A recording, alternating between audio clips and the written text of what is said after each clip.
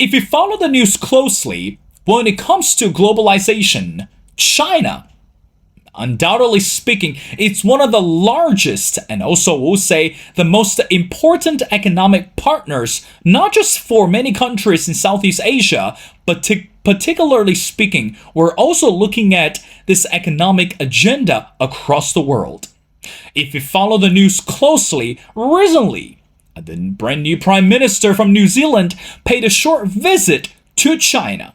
And also during the visit, I guess the word we can describe are two. Number one, constructive, and number two, meaningful. So when we talk about this political change in China, and also we follow this slowness of this economic progress in China, people are questioning if China still have the ability, or especially this economic capability, to strengthen the relationship with countries such as New Zealand. How should we understand the visit by the Prime Minister from New Zealand? And also, how significant is the progress between the two countries? Well, ladies and gentlemen, it's my great honor to invite our distinguished speaker, who is Mr. Geoffrey Miller. Mr. Miller is the Democracy Project's geopolitical analyst, and he writes on current New Zealand foreign policy and also related geopolitical issues. He has lived in Germany and also in the Middle East, and he's a learner of Arabic and Russian. And currently he's working on a PhD on New Zealand's relationship with the Gulf states. Well, Mr. Miller, and welcome back to The Missing Piece. Thank you, Will. It's good to be with you again.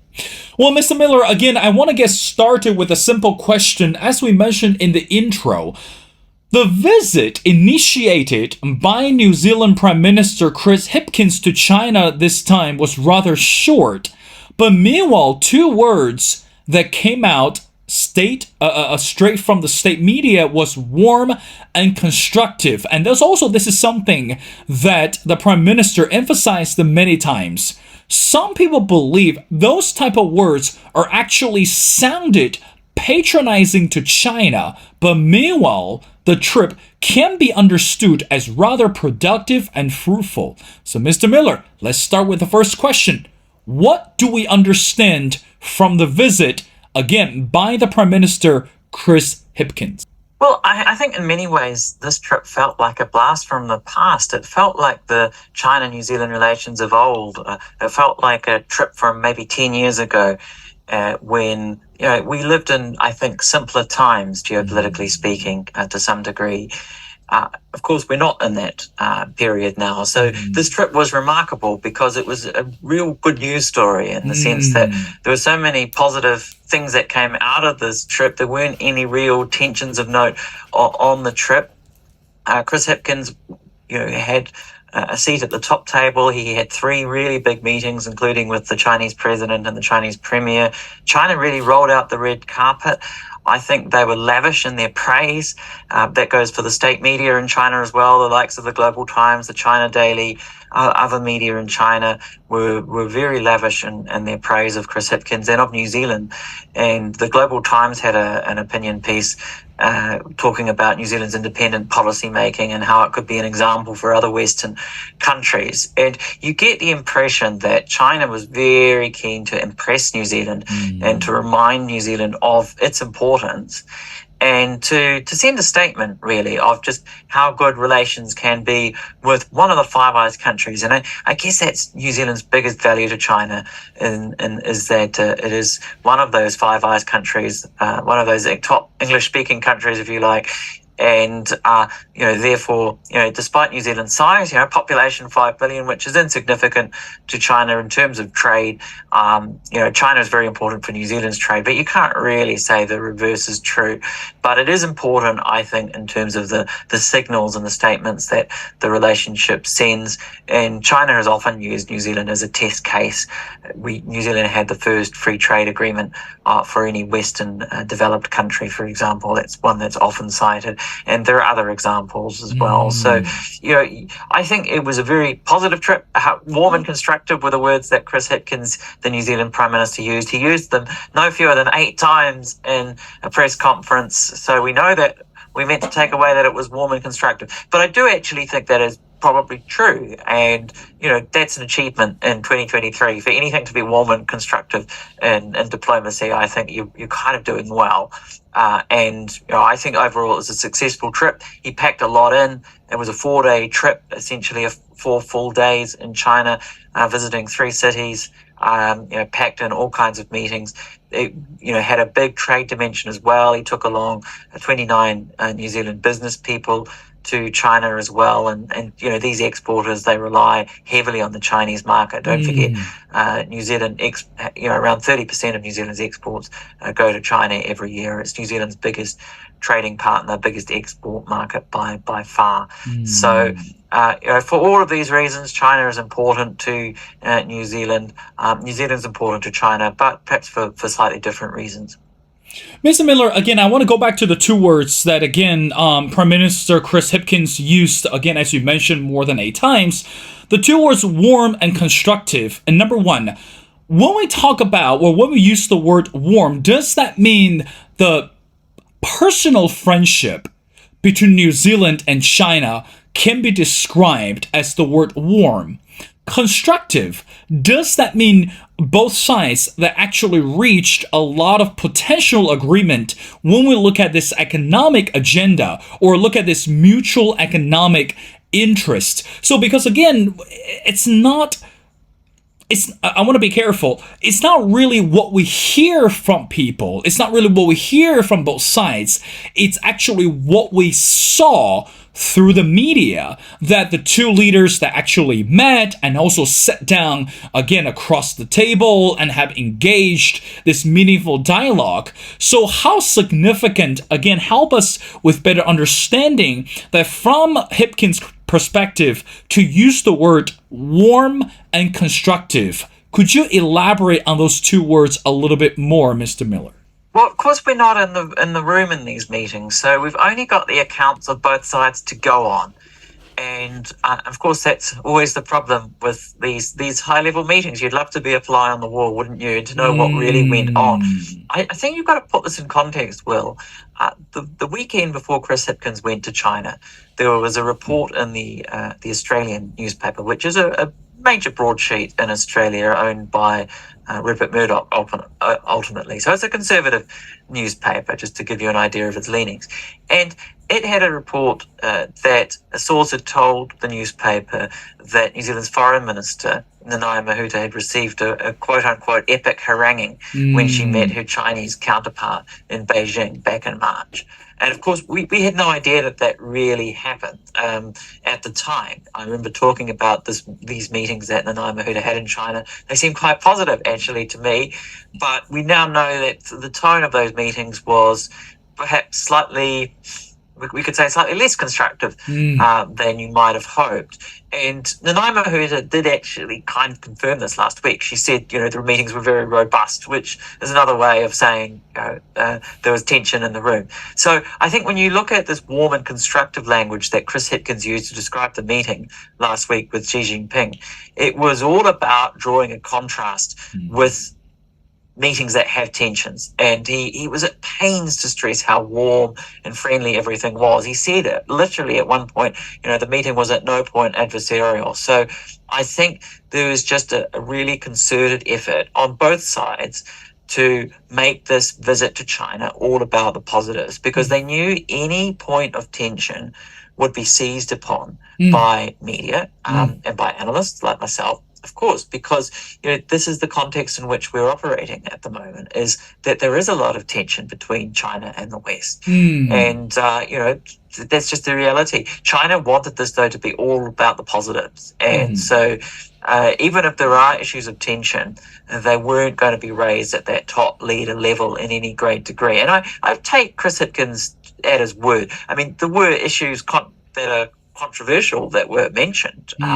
Human rights were mentioned, according to Chris Hipkins. Ukraine, the war there, other issues of tension that we talk about today were obviously talked about the situation in the Pacific, where you've got both Western countries and China are really embarking on something of a great game at the moment to sign up as many agreements, defence and otherwise, with the small Pacific Island states. So, there were controversial issues discussed, but Chris Hipkins was just at pains to say, that everything was discussed in a very friendly manner and nothing was discussed in a huge amount of detail. And the main focus was on trade and really strengthening business ties. And I guess by emphasizing the business side of things, the trade side, that is kind of the positive side for New Zealand-China relations. It's the amount of money that New Zealand makes from selling its wares to China, and to some degree, vice versa. But as I said to you earlier, the balance is heavily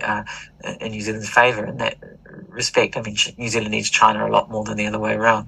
So, I think the meetings were warm and constructive. That doesn't mean that the entirety of the New Zealand-China relationship is always warm and constructive. I think there are real tensions, and I think they are growing. New Zealand is increasingly moving more to the Western side, in my judgment. You just look at this year. New Zealand signed up to a joint statement on economic coercion that was clearly aimed at China a few weeks ago. So that statement was signed with the Five Eyes countries and with Japan. New Zealand signed military agreements with Fiji and Japan just in the last couple of months or so.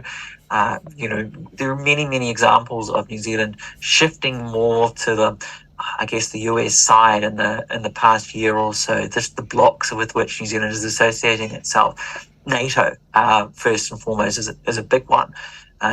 Chris Hipkins will go to his next foreign trip very soon. He will fly to Lithuania for the NATO summit.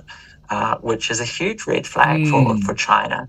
So, there are lots of examples where New Zealand, I think, is settling more on the Western side. There's a lot of pressure on New Zealand to join the likes of the US and Australia and taking a more critical view of China. And that's what made this trip so remarkable, because it felt like a return, as I said at the outset, it felt like a return to the days of old, when New Zealand and China relations were just very positive and there weren't a lot of tensions. There are real areas of tension and difficulty in the relationship, but they weren't going to show last week. Last week was all about celebrating 50 years of diplomatic relations between New Zealand and China. It was the red carpet, and Chris Hipkins was treated incredibly well.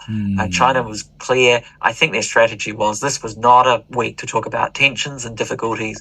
They were going to pull out all the stops to just make Chris Hipkins go home happy and feel that he'd been treated like a king.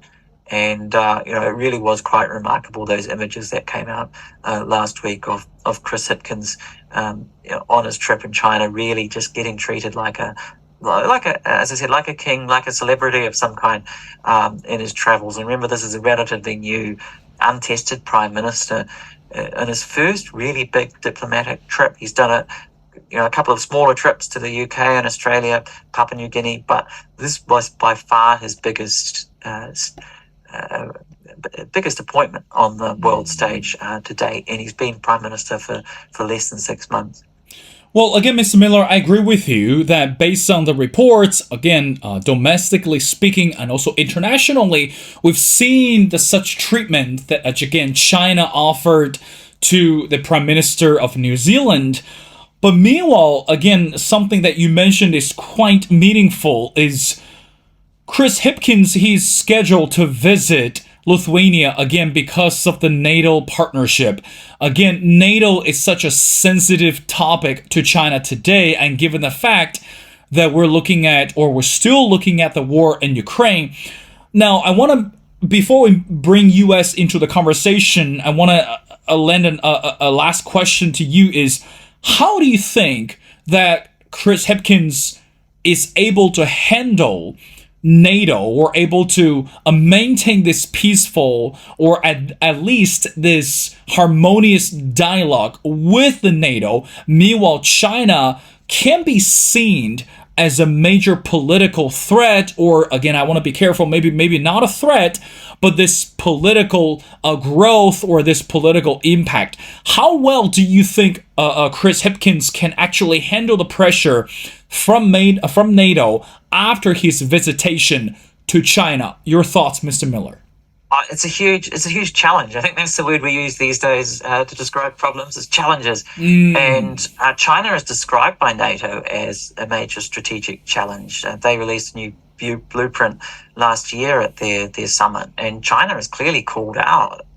Despite everything that NATO has got to handle with the war in Ukraine, they're very clear that China is, in the end, the bigger threat. Which is quite remarkable, given NATO is the North Atlantic Treaty Organization, Mm. that their focus and their interest is turning to the Indo-Pacific. But they've signed up New Zealand as one of 4 Asia-Pacific partners, along with Japan, South Korea, and Australia.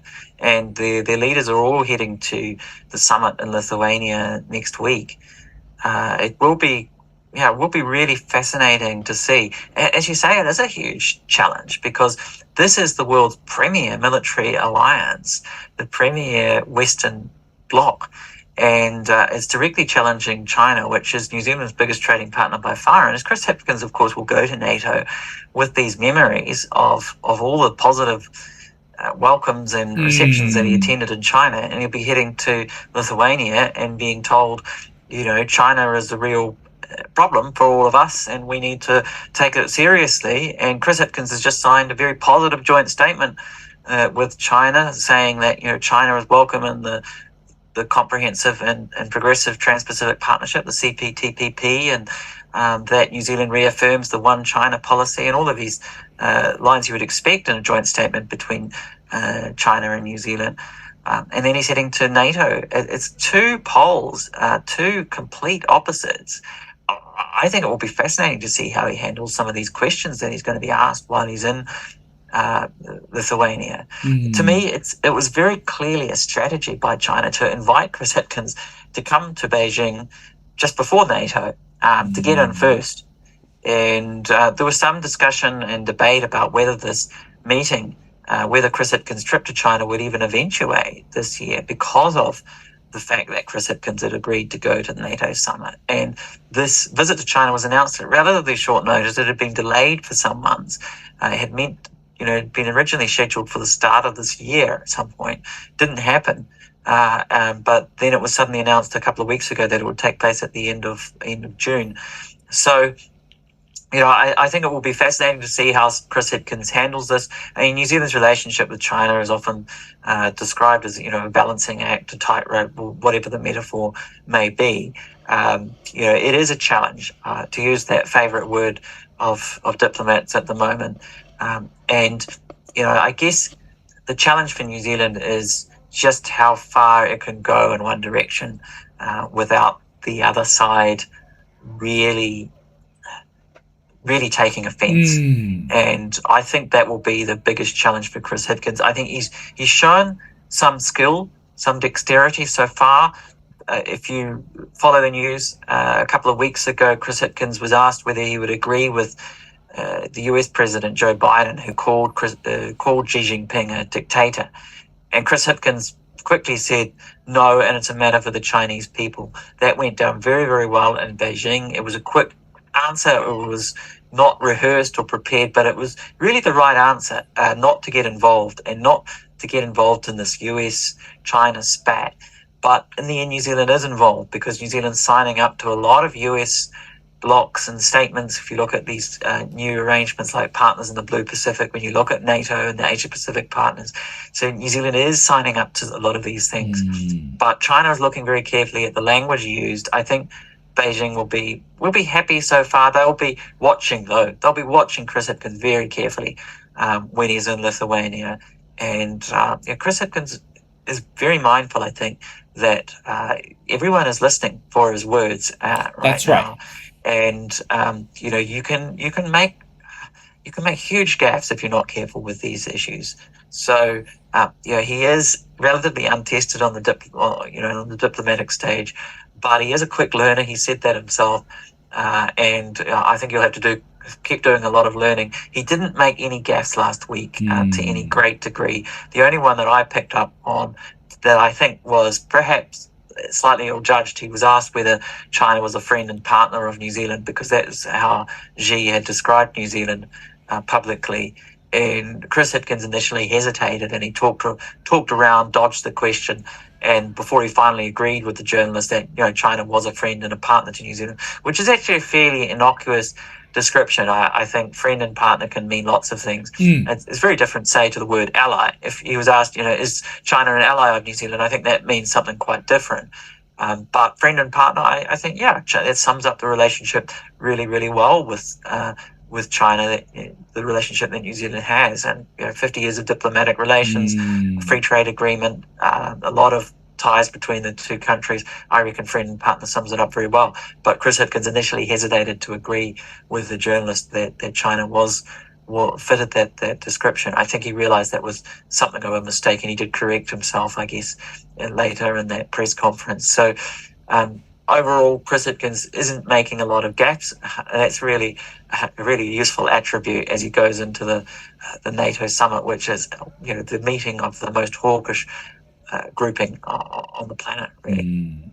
Well, again, Mr. Miller, it's quite considered as a milestone for Hipkins to take on this journey to China, because again, as we mentioned in the intro, when it comes to globalization, undoubtedly speaking, that China is playing a rather irreplaceable role for the whole world. Now, two more questions before letting you go. As we know that relationship between US and China is standing at the crossroads, on the good side, that Hipkins' refusal to sign up to the US President Joe Biden's description, again, as you mentioned before, to call the current Chinese leader Xi Jinping as a dictator. Again, this is a very positive message. This is a very, very friendly and well-accepted gesture from the Chinese perspective. But meanwhile, how much do you think that his attitudes towards China could actually impact the relationship between New Zealand and the West? Because we know today, when we look at this Western policy, especially the foreign policy, it's one thing to understand America is standing at the crossroads, but meanwhile, some people worry that America today is in this desperate condition or in this desperate mood, would like to collect more allies and more partners to go head to head with China. So how much do you think this rhetoric from Chris Hipkins to China could actually impact the relationship between New Zealand and the US, especially regarding this foreign policy? Your thoughts, Mr. Miller? Yeah, I mean, this is the fascinating question, isn't it, Will? There's a lot of pressure on New Zealand right now from its Western partners to really stand alongside them, to fall in line, if you like. And this comes back to AUKUS, for example, the new agreement, a very high-level pact between Australia, the United Kingdom, and the United States. New Zealand is clearly being wooed and encouraged to sign up to what's called Pillar 2 of this arrangement, which is the technology side of things, away from the nuclear-powered submarines that form the first pillar. The US is sending high-level diplomats to visit New Zealand. There was one here just a few weeks ago, Daniel Crescenbrink, who's an Assistant Secretary of State. There's a lot of pressure right now on New Zealand to sign up to Western alliances. Joe Biden, who we talked about earlier with that dictator comment, he's very much an alliance builder. He's I guess a figure from the Cold War, and that's, I think, the basis on which he operates. So he wants multilateral arrangements as much as possible. He does not want bilateral side agreements with New Zealand instead, which New Zealand would be much more comfortable with. New Zealand would be much more comfortable with direct sort of bilateral arrangements with the US. The US doesn't want that. They want New Zealand signing up to partners in the Blue Pacific, to the NATO Asia Pacific partners, to whatever it may be, to AUKUS. And that's uncomfortable because those kind of blocks are the red flags for China. So I guess Western countries, and I'm thinking in New Zealand's case, particularly Australia and the US, they're going to only put more pressure on New Zealand, I think, after this trip to China by Chris Hipkins, because they can see that New Zealand has now balanced itself up. by going to China and talking nicely about China and issuing this very positive joint statement with Beijing, New Zealand has evened itself up a bit. I would still argue that New Zealand is still much more on the pro-Western side than it was, a couple of years ago. I mean, the war in Ukraine was a huge turning point. We've talked about that before on your show. Well, New Zealand introduced autonomous sanctions. It had no ability to do that before the Russia invaded Ukraine. So Ukraine really pushed New Zealand foreign policy in a more pro-US, pro-Western direction. I think we're still at that point. Relations are not the way that they were with New Zealand and other countries, where New Zealand to some extent could largely duck for cover and just focus on its trade. That's no longer the situation. You've got now New Zealand as really the centre of attention from the US and from Australia. The Pacific, of course, is very much the centre of attention at the moment with this what I call the great game between the US and China. So New Zealand will continue to be very much a country of interest, I think, because of this, because New Zealand it's more taking a more US friendly approach, but it's not fully committing itself to those Western alliances. And it really remains to be seen how long New Zealand can sustain this strategy. I think at some point, New Zealand may be really pushed into a corner and told to choose. And that's going to be very, very, very, very dangerous moment for New Zealand, a very, very hard moment for New Zealand to face. Because in the end, New Zealand is just so heavily reliant on China for trade. And this trip by Chris Hipkins only emphasised that New Zealand really is dependent on the Chinese market. And when you look at where Chris Hipkins is heading next, he's going to Brussels before he goes to Lithuania, to Vilnius. And we expect that there will be the ratification of the New Zealand EU free trade agreement that was signed a year ago by Jacinda Ardern, Chris Hipkins' predecessor. It's now going to be ratified and come into force probably in the end of the year or start of 2024. Now, that agreement is very weak when it comes to agricultural products that New Zealand sells. New Zealand will be allowed to sell only 10,000 tonnes of beef to the European Union, which is just nothing, for what New Zealand would need in terms of trade diversification if it were to move away from the Chinese market. So the European Union is simply too protectionist, and it doesn't want New Zealand product where it counts. When it comes to dairy and meat, those are New Zealand's biggest value exports. That's what it sells a huge amount of to China. The EU is really shutting the door. So I think if you want to see the challenges that New Zealand faces in its foreign policy, this last week and the next couple of weeks will just really encapsulate the dilemma that New Zealand faces, where it's got the constant pressure on it from all sides, and there are real trade-offs to be made whatever New Zealand does. I don't think there's a perfect option for New Zealand. I guess that's what makes it fascinating for me as an analyst, as an observer of this to follow, because there are risks and rewards wherever you look with New Zealand foreign policy, and there really is a real intense focus on what Wellington does, what Chris Hipkins does at the moment. And we've also got an election, just to conclude there, this October the 14th. So we could have a change of government in New Zealand that will also potentially complicate matters. So it's a fascinating year, 2023, to follow what New Zealand foreign policy, what is happening in it. Well, indeed, Mr. Miller, again, I'm very glad you mentioned regarding this upcoming election in August. Now, again, the last question I want to wrap up is, I know that you're working on this PhD on New Zealand's relationship with the Gulf states. Now, let's bring China back into this picture.